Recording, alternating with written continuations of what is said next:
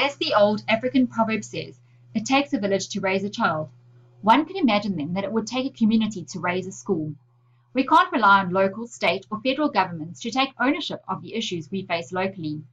We need to work together as a community to nurture our schools for our particular community needs. I believe the answer to real education, school transformation, is strong, authentic community connections and actions. When families, community groups, businesses, and schools band together to support learning, young people achieve more in school, stay in school longer, and enjoy the experience more. My name is Mrs. Watson, and I've created this presentation to explain to parents and carers how I aim to deliver the Studies of Religion 1, Stage 6 syllabus to students. I will be discussing the incorporation of the extensive use of ICT in this unit, provide examples of 5 teaching and learning activities I've included, and suggesting strategies for ensuring parent and carer understanding and engagement, and as well as community involvement throughout. Firstly, ICT has been incorporated into this unit due to the identification of 6 major benefits of doing so: improved engagement, improved knowledge retention, increased individual learning, increased collaboration, students learning useful skills through technology, and the undeniable benefit for teachers of having countless online resources available to them. As such, the 5 examples of teaching and learning activities I've used in this unit all link directly to the use of ICT. Firstly, for the delivering of this unit, I intend to include a number of video teachings. In fact, the first lesson of the unit is a YouTube video that introduces the unit to the students, and it has been chosen because of its ability to captivate and engage students and due to the relevance of its content.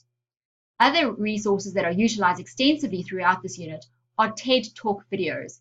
These videos are engaging due to their humor and use of real-life situations as examples in their teachings. I anticipate that students will relate to the realness of these videos and be as inspired by the motivational speakers in the videos as I am. While most of these video teaching will be viewed in the classroom, I do encourage parents and carers to view them again with the students at home. Discussing the videos around the dinner table will assist the students in thinking critically about the content, as well as retaining pertinent information through conversation and recall. Parents and carers may learn a few things too. In order to further develop students' critical thinking skills, students will be encouraged to make use of technology to research various topics for themselves. This teaching and learning activity takes place throughout the unit and allows the students to become active participants in their learning instead of passive recipients where the teacher is the primary source of information. Again, parents and carers are asked to assist, discuss, and become involved in the researching of topics at home.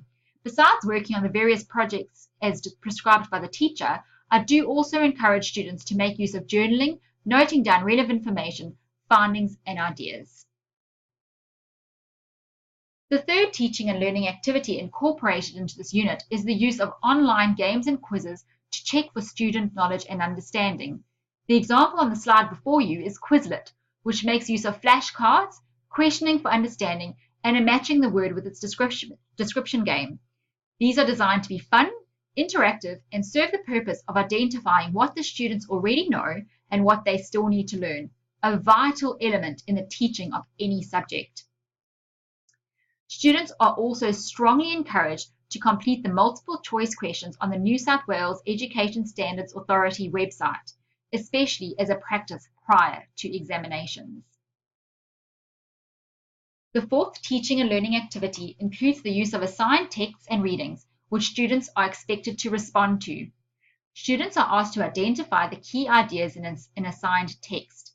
In this unit, I've made use of apps, articles, and blogs, and share their understanding with a subset of the class.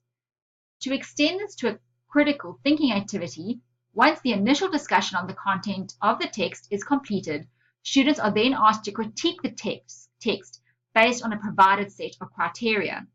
The criteria could focus on the validity of the assertions made and their relevance and applicability to other topics covered in the unit and specified situations and scenarios. The critiques could be presented and discussed orally or initially posted to a discussion board for further analysis and use in subsequent learning activities. This will be dependent on the flow of the lesson and student abilities to complete the task. And lastly, a digital and oral presentation has been included in the unit. Digital presentations are effective ways to get students to practically apply their technological and presentation skills and their understanding of learned facts to a larger audience.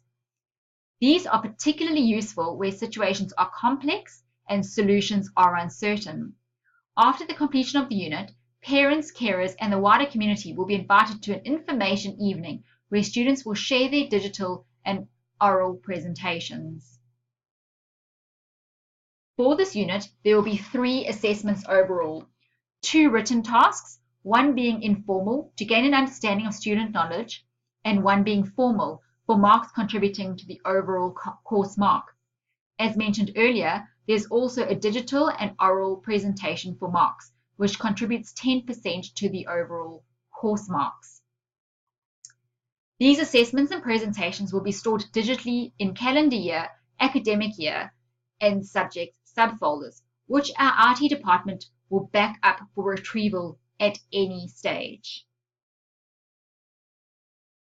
Now that I've provided an overview of the exciting teaching and learning activities I've incorporated into this unit, as well as outlined the assessment tasks that are required to be completed, I'm sure you are wondering how I intend to keep the students safe online with all the use of ICT. Online safety is a term that gets thrown around a lot when dealing with students and the internet. However, it's often misinterpreted. It would be more beneficial to describe what online safety is not before we delve into what it truly is.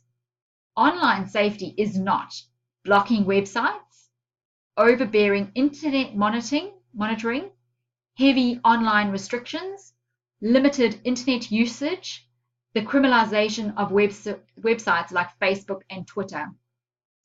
Too often, teachers use these means in order to keep their students safe, in inverted commas. In reality, I believe those teachers are causing their students to use things like proxy websites and other nefarious means to reach the sites they want. I'm sure you will agree that this is not safety. Online safety can therefore be summed up in one word: knowledge. There is an old Chinese proverb that reads, "Give a man a fish and you feed him for a day. Teach a man to fish and you feed him for a lifetime." The concept is the same here. Blocking and restricting websites doesn't do anything good for students in the long run, but teaching them how to be safe online enables them to practice good habits for their entire life. Therefore, as a prelude to this unit, I will present some slides and information on cyber safety to the students.